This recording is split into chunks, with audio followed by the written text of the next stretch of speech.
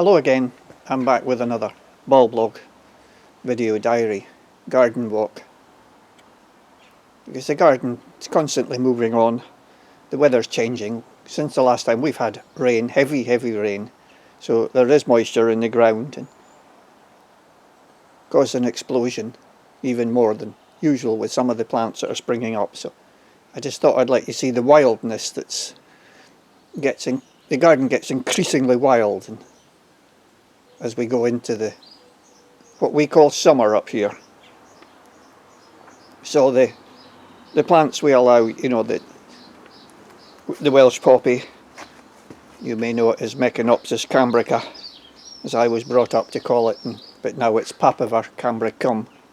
It's been taken out. It thrives here, and in fact what we do to limit its spread, not to stop it, but to sort of check it a wee bit, is as the flowers fade, we'll cut back the seed heads. So there's a seed head there. We'll just cut that right back. And that stops too much seed going about where we don't want it. It also encourages the plant to produce a few more flowers.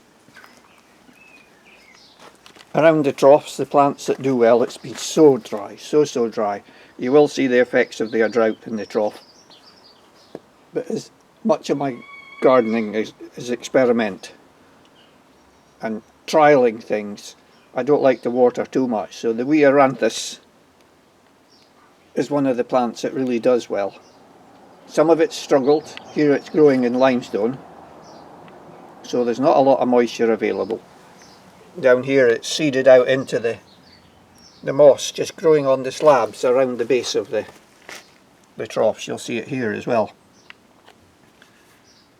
And this is quite fascinating to me, to see how plants do that. That's what my gardening's about. If we look around, it's some of the other troughs, the plant that really do well, the Primula marginatus. This gone over now, the flowers are over, but they can take anything the weather throws at them pretty well. The dactylarizas, you'll see the little orchids, they're coming up.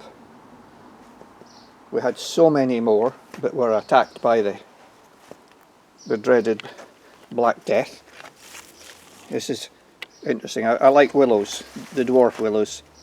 So we've a couple of willows. We get Salix boydii here, the little tiny leafed one, and then this is another cultivar. I forget its name. It's got a Japanese name. It runs about as well, very low growing.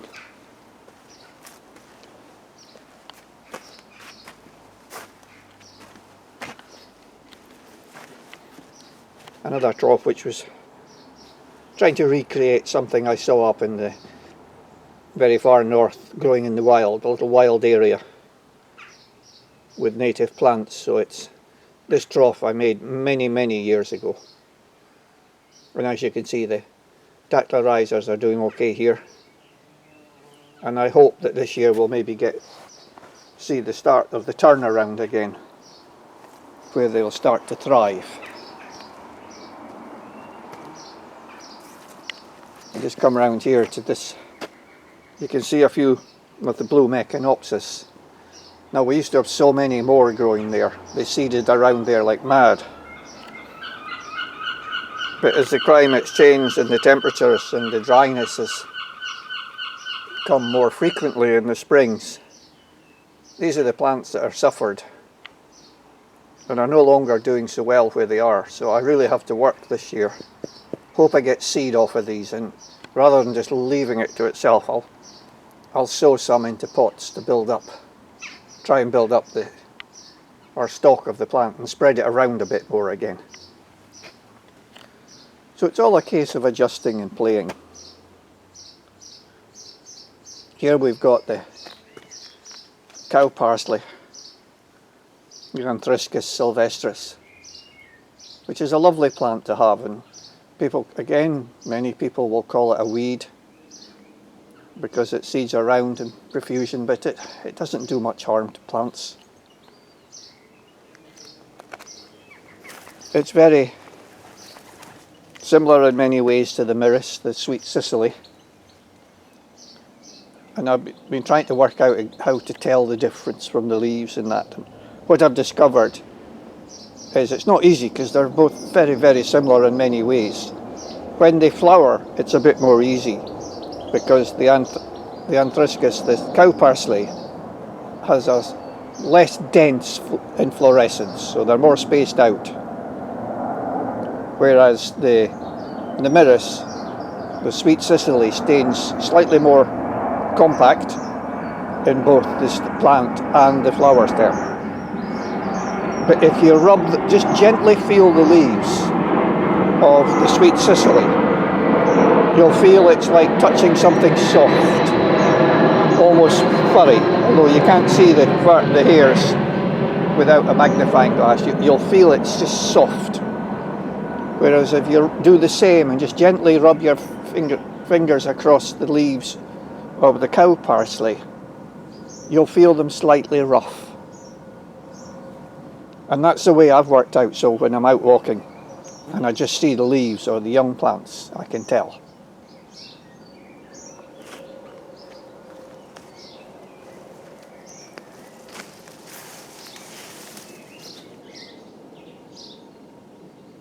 So it's just, there's such a wildness.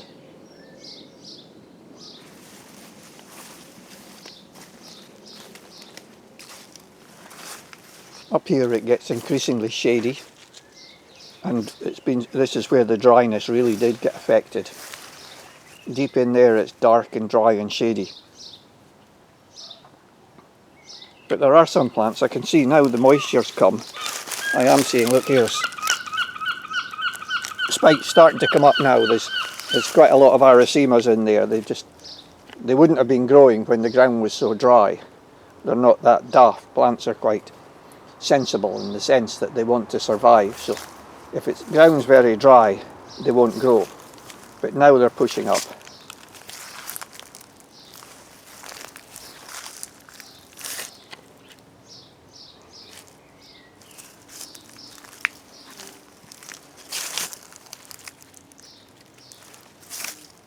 You know, it's, even though there's not necessarily many flowers, just the variation in the foliage is so lovely.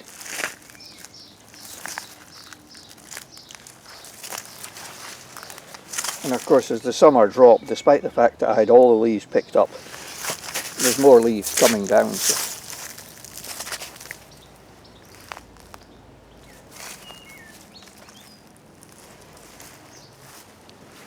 The laburnum that I showed you the last time, that was looking magnificent, is starting to go over.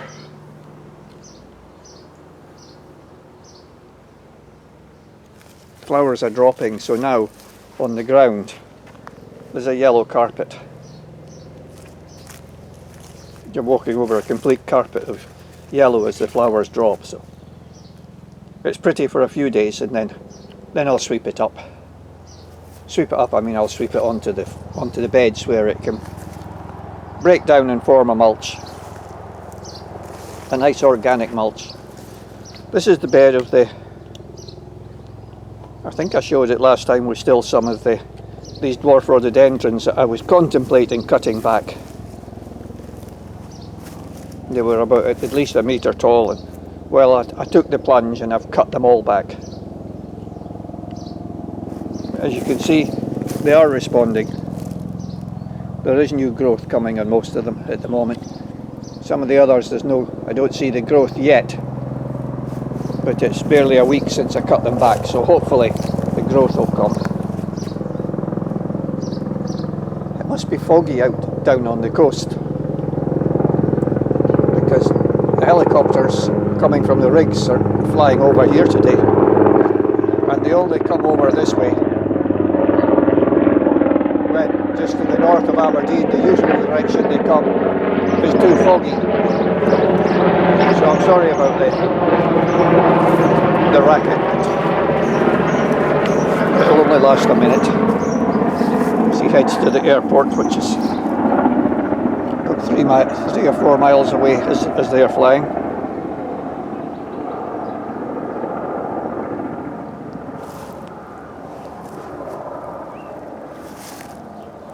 Of course, the digitalis, the foxgloves, are another great plant. We come down in here. There's the Roscoia's shot up because of the moisture and the rain coming, so they're starting to shoot up. Much of the ground cover, the foliage is collapsed and fallen, although there is evergreen foliage.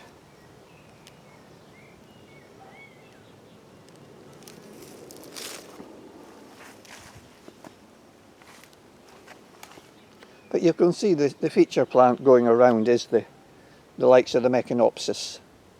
So the yellow, the Papaver cambricum. So it dots about, and your eye could follow it around the garden. Up here, the problem area, where I used to trying to keep all the plants out, until I decided not to. There's a fine clump of Dactylorhiza here, and there's all sorts going on in here, and I really don't know what all I'm going to find. I'm seeing a lot of orchids, the New Zealand plant, a couple of Salmisias, a Salmisia, and then a Leucogenes from New Zealand.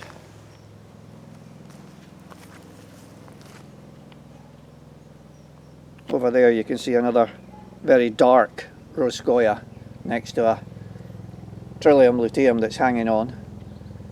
Pulsatilla's in seed.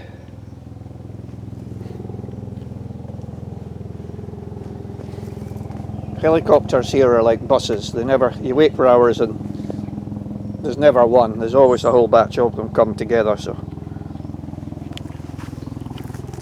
this Salmisia is not flowering, but not so profusely as it usually does. Many of these plants flower better every second year than they do it. They don't necessarily flower profusely every year. As I said earlier, the Primula marginatas in all its forms are really so good, and are great survivors. Tough. They can take the hot and the dry, and they can take the moist. This is the mystery plant I posted last time, and thanks very much. Within a day, I think it was, I got the right answer from some of you, which I'm very grateful for. It's a valerian, and it's a lovely plant, native of parts of Europe. It's really pretty.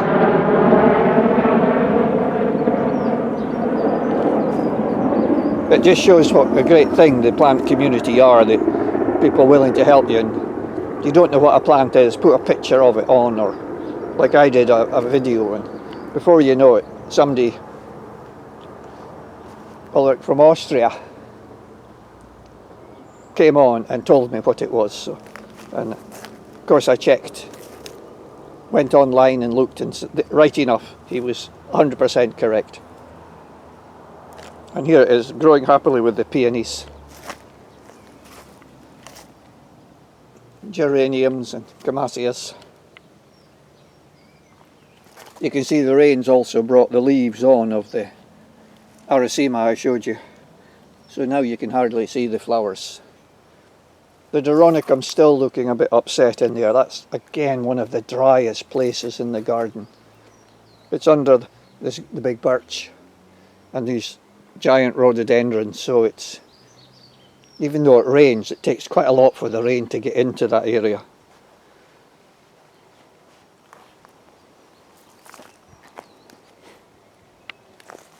But the acrolegias and all their colours are about.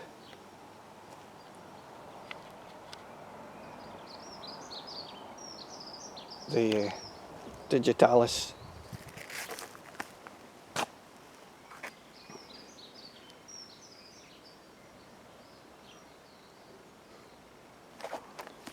This is a pine tree I'm trying to, it's one of a number I raised from seed years ago, and it's got an extraordinary sort of spindly growth, and it's not very easy to train it into a compact or nice shape. But with a lot of the pines, even the small pines, what I do is candle prune them, so at this sort of stage you can just break off the top of the candle, and that's almost an invisible way of pruning them. You don't see a scar, so I'll have to get up there a bit. I gave it a really hard chop in places last year, hoping that it would break back and bud back, but it's not showing a lot of willingness. So there is some, but not a lot. The thing about pines and most evergreens, if you cut them back beyond where there's good growth, then you're not going to get budding. You have to leave it, so you've got to do it very regularly. You've got to start early to get them into a shape.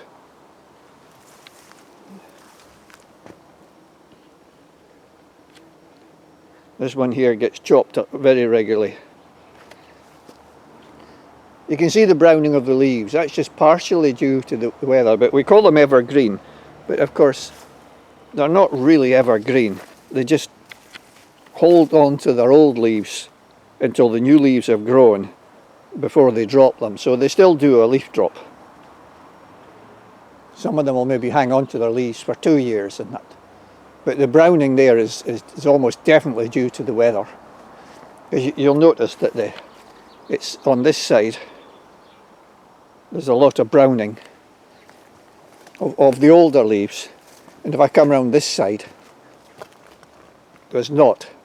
Now this is the north side, and there, if you go around that side to the west where it's getting the sun, so the combination of the dry and the south facing, they're of course shaded a bit more now in the south because the leaves have come on the deciduous trees, which will shade them out.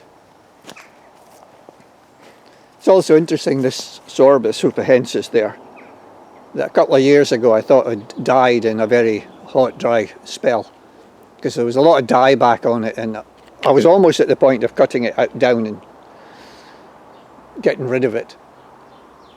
But I noticed some little buds coming, and I've left it, and it's regrown beautifully. So I think it was just, again, evidence of the heat stress that some of the plants are going through.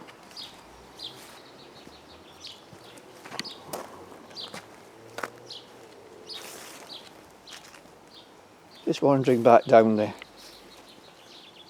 Aquilegias cascade over the path, but I'll soon lift them. I'll soon cut them off because I don't want them all seeding, so they'll get cut back. As we come round, I can see the Aracemas here and the Impatiens with the variegated coloured leaves.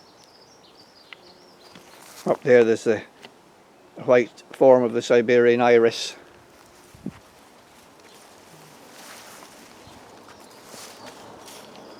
And the red campion, the Silene dioica. And masses of the Aracemas in there as well. Spotted around all the Aracemas.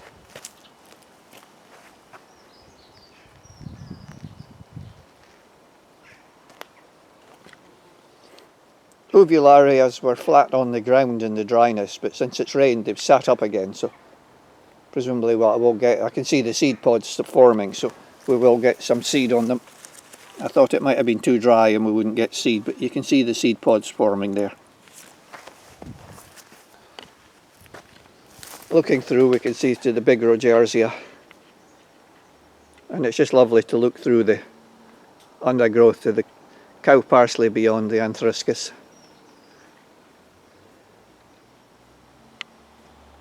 The thing about these wild plants like anthruscus, they'll grow in the driest, shadiest areas. That's what you see when you're looking at them outside. This is the, so I'm telling you, these are little plants, seedlings that I collect. I got some mixed seed, and the leaves look just like the cow parsley, but these are the myrrhis, the sweet Sicily. And as I say, if you just gently rub your thumb along the the plant, you'll feel it's like soft.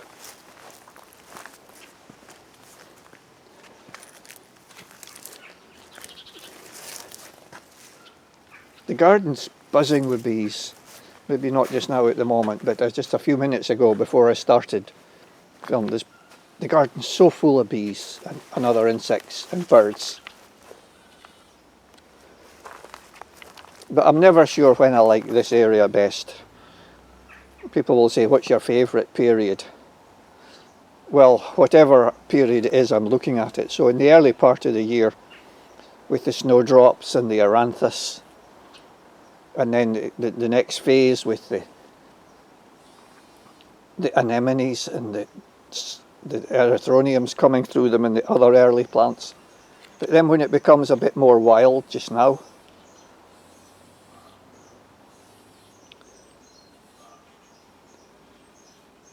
with the red campion, you know, and the different foliage, the erythemas coming up, there's the lilies coming out, Lilium pyrenaicums. So I love it at all times. And that's what a garden should be. It should be a place where you can play and experiment, where we can just enjoy the habitat that we've created. All the trees, which help attract a lot of birds. If your garden's just flat, they feel under threat or exposed. Whereas with all these trees and bushes, when they come in to feed and be here, they've got places to rush off and hide when the sparrowhawk comes in.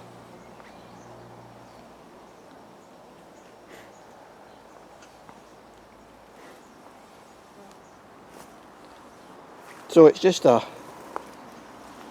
wee bit. I'm going to just finish off coming up here.